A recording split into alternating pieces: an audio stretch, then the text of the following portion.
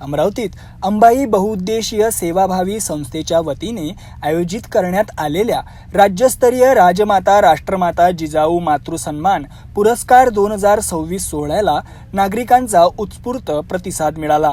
या कार्यक्रमाची सुरुवात जिजाऊ वंदनानं करण्यात आली।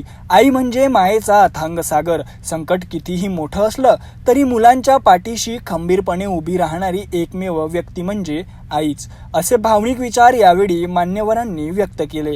यावेळी संघर्षाची जिवंत कहाणी ठरलेल्या श्रीमती प्रमिलाबाई उत्तमराव कडू यांचा जिजाऊ मातृसन्मान पुरस्कार देऊन गौरव करण्यात आला।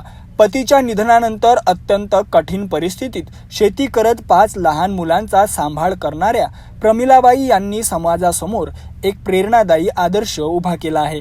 कार्यक्रमाला आमदार सुलभाताई खोडके, डॉक्टर शंकर अडाणी, डॉक्टर वैभव निमकर, डॉक्टर हरिभाऊ काळे यांच्यासह अनेक मान्यवरांची उपस्थिती लाभली। यावेळी सांस्कृतिक कार्यक्रमांची ही रंगत पाहायला मिळाली।